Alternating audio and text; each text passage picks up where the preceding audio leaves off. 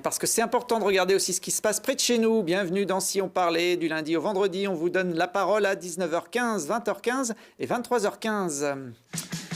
Aujourd'hui, avec nos invités, on va parler du Festival international Théâtre Action, d'un nouveau rendez-vous musical en préparation sur l'agglomération grenobloise et d'Oli Magazine, un gratuit grenoblois destiné aux femmes.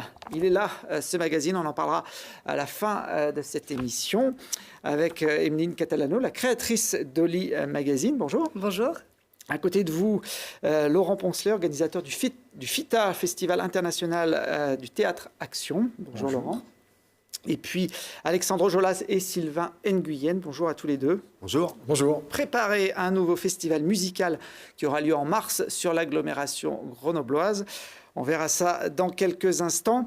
Avant ça, Laurent, le Théâtre Action, pour moi, ça rime avec cascade, avec fusillade, avec plein de choses qui se passent sur scène. Est-ce que c'est ça la définition de votre événement ? Ça se peut, mais c'est pas ça le concept. Non, c'est comment le théâtre interagit dans la cité, est en interaction avec les habitants, parle, soulève des questions contemporaines et touche tous les habitants.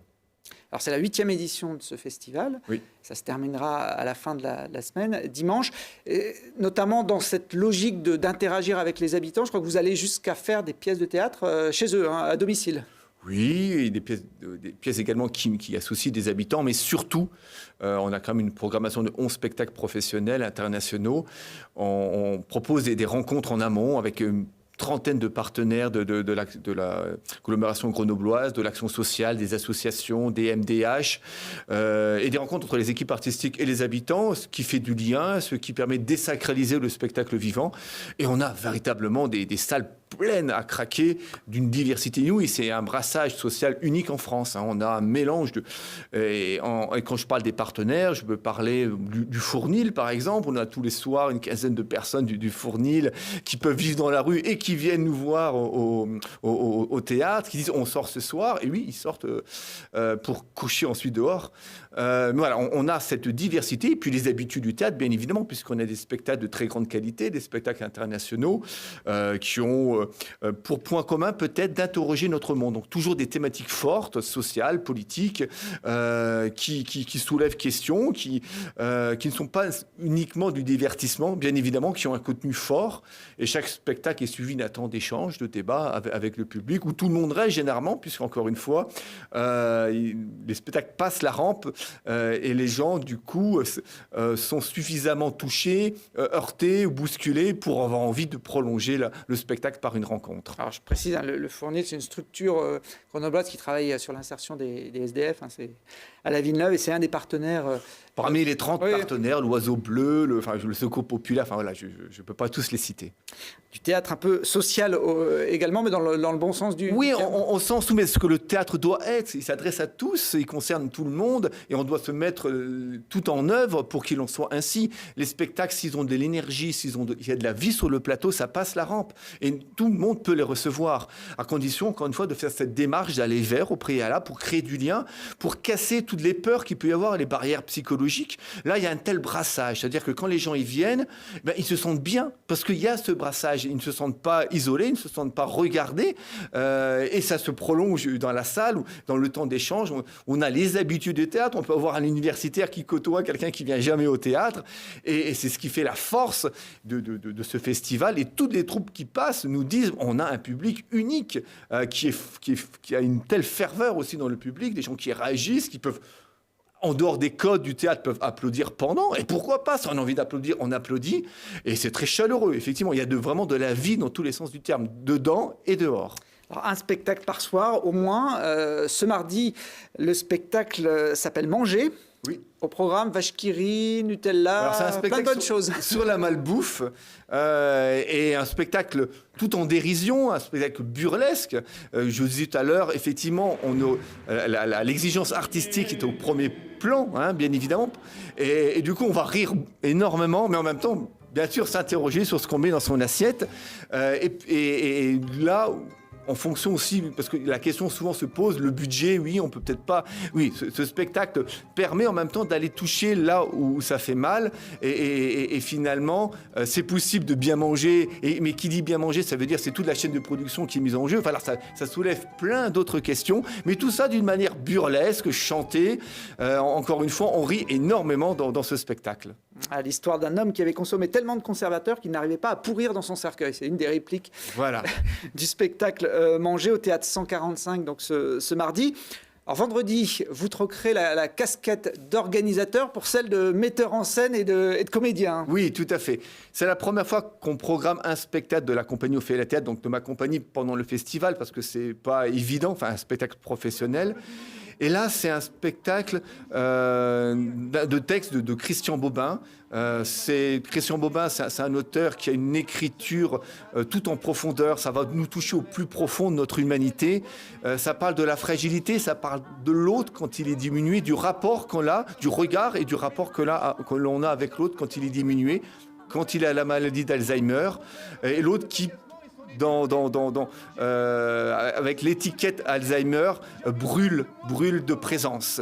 Et c'est toute la force de ce texte qui, tout en poésie, en délicatesse, vient toucher encore une fois ce qui fait notre humanité. C'est un hymne à la vie.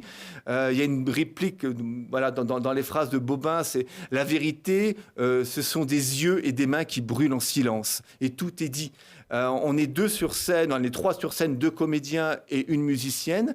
La musique est vraiment très importante dans cette pièce puisqu'elle permet aussi de transmettre les choses peut-être les plus dures, mais avec un certain détachement, une certaine légèreté. Et encore une fois, le thème maladie d'Alzheimer peut rimer avec force de vie, riche, rapport, force de la présence. Et c'est tout sauf mortifère, cette pièce, bien évidemment. C'est la lumière qui traverse l'obscurité, là où on ne l'entend pas, et à tout instant. À découvrir donc vendredi soir au Théâtre 145. Il y a la programmation complète sur le site internet du festival.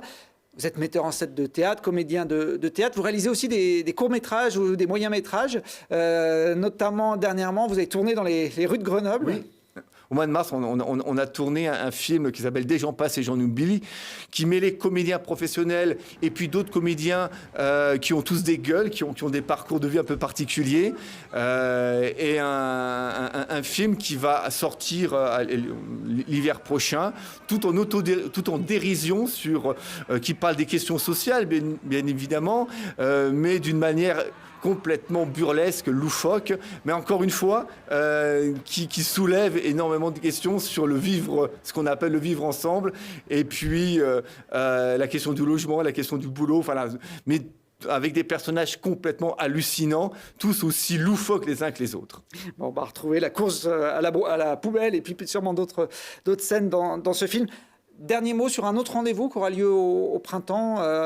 Au mois de mai, la nouvelle création internationale de la compagnie. Je monte après Le Soleil, juste après, et Magie Noire, c'est l'opus 3, un spectacle qui mêle 12 artistes du Brésil, artistes des favelas du Brésil, du Pérou, des rues du Togo, du Maroc, des Haïtiens, et 2 comédiens syriens réfugiés politiques.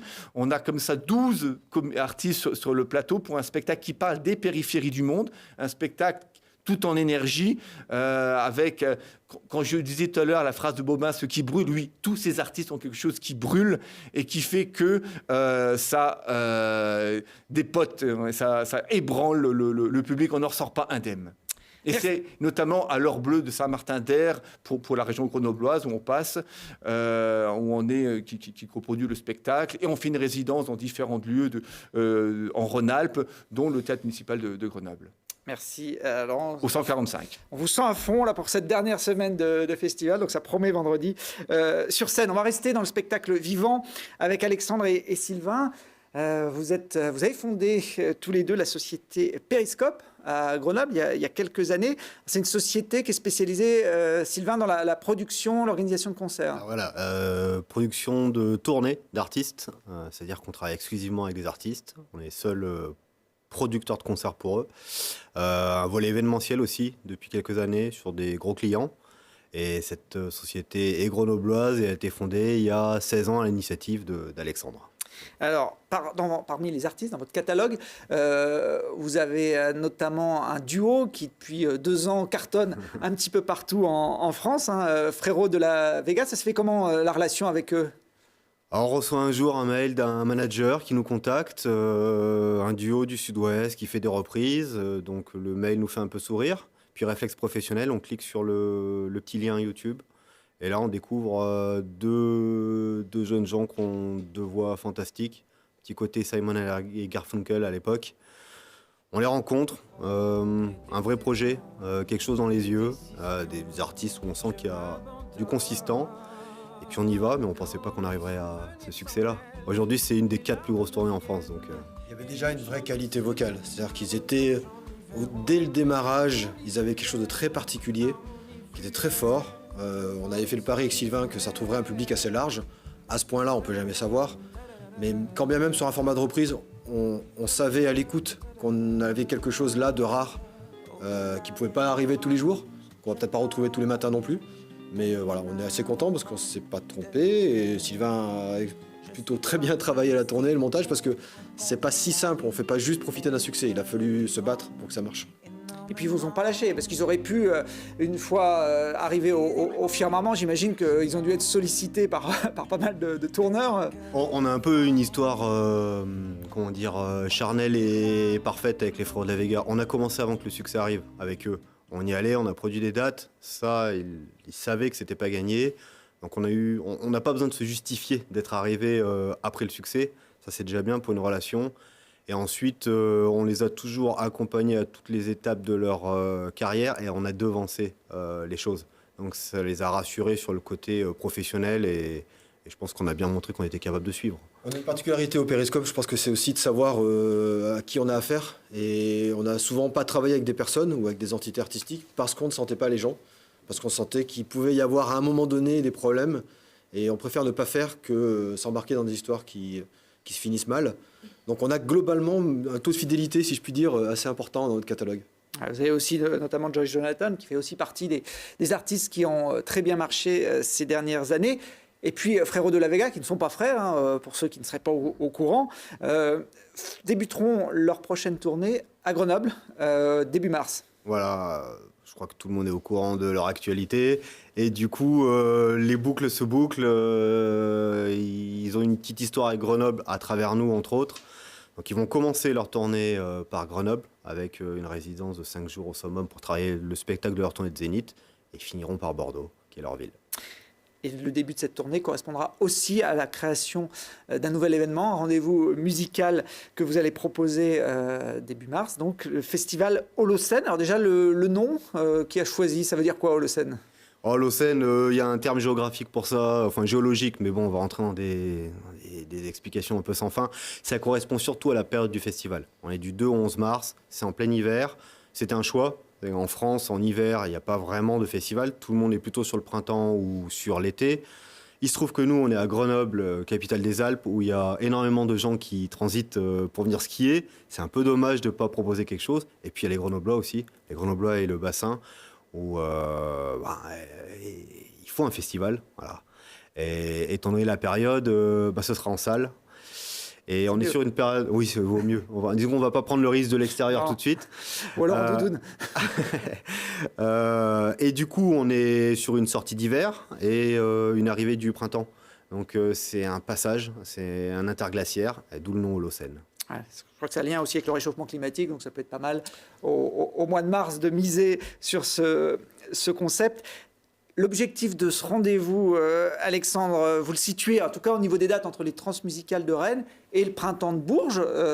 C'est 2 beaux événements bien installés dans le paysage national. C'est ambitieux, mais voilà, c'est notre ambition. On a toujours fait des paris, donc on prend le pari que ce festival va s'installer dans la durée, qui va continuer de son chemin, qui va grossir, et puis voilà, il sera ce qu'il sera dans 10 ans, 15 ans, 20 ans. La programmation est ambitieuse aussi. Disons que nous, on considère que dans le spectacle, les demi-mesures, ça ne fonctionne pas trop. Voilà.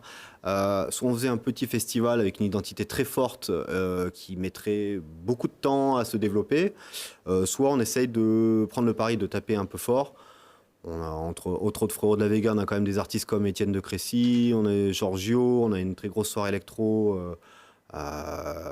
au Parc Expo, à l'Alpexpo. On veut sortir un peu du lourd. À côté de ça, on a aussi des petites scènes et le pari est ambitieux sur le nombre de concerts et la période. Là, on voit par exemple Féfé qui sera lors de la première soirée d'ouverture avec Frérot de la Vega. Il y a également Naive New Beater. Vous parliez de rappeurs. Il y aura une couleur musicale à ce festival ou pas ? Pas vraiment, on veut toucher tous les publics en fait. C'est un peu notre sacerdoce, ça, pour nous, la musique, ça touche tout le monde. Ça rejoint un peu le théâtre d'ailleurs. Il n'y a pas de code quand on a un concert. Il peut y avoir toutes les couches sociales qui viennent. Les gens quittent leurs apparences et viennent se réunir dans une même vibration. Après, étant donné qu'on est en salle, on est obligé de faire des thématiques par soirée, des strates comme le Holocène, mais on veut toucher tous les publics. Je ne sais pas si on y arrivera la première année, mais on essaie de toucher tous les publics. Variété, rock, pop, chanson, hip-hop, électro, un peu d'humour aussi. Vous êtes Le fil rouge, c'est la qualité. Chaque soirée est de qualité, chaque artiste sur scène est de qualité. Donc voilà. Vous êtes fixé un objectif. On sait que le dernier festival d'automne de Grenoble-Rectambule a dû arrêter faute de financement et de fréquentation. Vous, il y a un montage aussi risqué sur cet événement ? C'est toujours un risque. À partir du moment où on crée un événement, il y a une forme de risque. C'est une prise de risque pour la société, parce qu'on est en autofinancement quasi total. On est une société privée, oui, donc on pas peut une pas association. prétendre. On n'est pas une association. On cite Rectambule, c'était un regroupement d'associations, donc ça n'a pas le même fonctionnement du tout que nous, et c'est pas du tout un jugement de valeur. Il se trouve que nous, c'est aussi notre métier, notre savoir-faire qu'on met en place. C'est un pari. On espère que les gens vont suivre, ils vont répondre à cet appel, parce que je pense que c'est important qu'il y ait quelque chose un peu d'ampleur dans une ville qui est la 10e en France, avec beaucoup d'étudiants, beaucoup de gens dynamiques. C'est dommage qu'on n'ait pas un festival à nous. Et puis au mois de mars, ils sont là, les étudiants, contrairement à la période estivale. Donc, ils viennent skier et ils viendront écouter de la il musique. faut miser sur eux. On espère que vous réussirez votre pari. Il y aura également des groupes, des artistes locaux associés à l'événement. On aura le temps d'en reparler puisque ça débarque au début du mois de mars. Emeline, oui. Les Frérots de la Vega à Grenoble, c'est un bon sujet pour votre c'est un bon magazine. sujet, mais on les interviewe quand ils veulent, au cas où. Alors vous avez créé ce magazine, Oli Magazine. Vous m'avez Oui. apporté les 3 premiers exemplaires. Tout à fait. Un magazine grenoblois dédié, on va dire exclusivement à un public féminin. Tout à fait. C'est un magazine donc féminin, 100% local, donc Grenoble, dans lequel vous pouvez retrouver donc 12 rubriques. Donc, que ce soit du business de la femme dirigeante grenobloise à la rubrique sport, à la sportive grenobloise, que ce soit des actus locales, que ce soit des astuces beauté, que ce soit de la mode française, que ce soit de la mode internationale. On change souvent nos sujets. Et on travaille avec beaucoup de modèles aussi de l'agglomération, ce qui nous permet aussi de générer aussi pas mal de visus sur la ville. Alors c'est tout nouveau, vous avez démarré ça cet été. Oui. C'est une équipe de filles qui est derrière ce magazine ? Et non, pourtant le rédacteur en chef est un homme. Ah Voilà, Evian Trubia qui est mon collaborateur, qui est là quasiment depuis le départ, et en qui ce magazine ne pourrait pas être là également. Par contre, en une des 3 premiers, en tout cas, il n'y a pas beaucoup d'hommes. Hein. Non, ce sont que des femmes. Que des femmes. D'où, voilà, c'est un magazine féminin. Donc, on met vraiment l'accent sur l'aspect des femmes aujourd'hui. On veut qu'elles soient bien habillées. Elles peuvent être maquillées, mais elles ne doivent pas être vulgaires. Voilà, on tend vraiment à ce que les femmes se renforcent un peu et elles n'ont pas, pour prouver aussi qu'elles n'ont pas forcément besoin de jouer de leur atout physique pour pouvoir réussir. Voilà. C'est ce qu'on met aussi en avant beaucoup dans nos rubriques. Vous les appelez les Holy Girls. Les Holy Girls, tout à fait. Les Holy Girls. Elles Oui. sont combien les Holy Girls ? Alors les Holy Girls, jusqu'à présent, donc là on entame donc notre 4e numéro sur lequel on travaille sur la maquette. Donc pour cet hiver, on compte 15 modèles déjà qui sont passés donc dans notre édition. On a un studio qui est en interne puisqu'on réalise donc nos photos directement à l'édition, ce qui nous permet d'avoir pas mal de visuels pour alimenter nos rubriques. Parce que la fabrication du journal se fait entièrement Holy Magazine. sur Grenoble. On voit par exemple des images Tout à fait. d'un shooting photo. Tout à fait. Ça, vous le faites chez vous? Les mannequins sont d'ici? Tout à fait. Les modèles sont d'ici, les professionnels, donc que ce soit les professionnels de l'esthétisme, que ce soit accessoires ou les boutiques partenaires qui nous prêtent donc leurs accessoires, vêtements également, sont de souche grenobloise. C'est ambitieux de lancer un magazine aujourd'hui. Hein, Oui. Le milieu de la presse se porte pas super bien. La presse papier, oui. C'est quoi l'objectif pour vous dans ce domaine? L'objectif, donc on a une application smartphone qui sera disponible sur iOS et Android, donc très bientôt, elle est en cours de fabrication, ce qui nous permettra de passer sur des abonnements par la suite. Le tirage papier sert Il est aujourd'hui important. à faire connaître le magazine, à Complètement. pouvoir l'avoir, mais le développement aussi sur Tout à fait. le numérique. Alors, le numérique est important. Pourquoi? Parce que nous, ça nous permet de diffuser davantage. Hein. Quand on met un magazine en ligne, aujourd'hui, on est à 1500 téléchargements en 72 heures. Donc, ça reste, la demande est là. Les lectrices attendent la sortie du magazine. Donc, c'est ce qu'on souhaitait susciter chez nos lecteurs. Et puis, si vous voulez, là, on attend la rentrée, surtout janvier 2017, pour pouvoir lancer une version papier. Et à ce moment-là, donc, dans les bureaux de tabac. On pourra le trouver un petit peu partout. Exactement. Vous savez déjà le prix de vente du magazine? On sera à 2 € pièce. Bon, ça va. Ce qui reste un avantage, puisque les publicités à l'intérieur, on incite les professionnels à mettre tout le temps des coupons détachables, ce qui fait que passer de la gratuité au payant ne sera absolument pas un problème pour qui que ce soit. Et aujourd'hui, on peut le télécharger sur votre Tout site à fait, internet? sur notre site internet, oui. Il est disponible en téléchargement gratuit, vous l'avez en PDF gratuitement sur notre site. Moi, je suis un petit privilégié, ils m'ont carrément apporté les Holy Girls, les 3 premiers numéros, donc je vais les consulter, même si les sujets, Merci. a priori, ne m'inspirent pas énormément. L'épilation au fil, je sais pas, bon, peut-être que finalement, je vais essayer, je vais le Pourquoi trouver. pas Pourquoi pas Bon, le côté féminin qui sommeille en moi va se révéler en lisant Holy Magazine. Bah, bon courage, bonne chance aussi, hein, comme au festival Holocène et puis à la compagnie Ophélia Théâtre pour vos activités. C'est la fin de cette émission. On se retrouve demain pour d'autres aventures.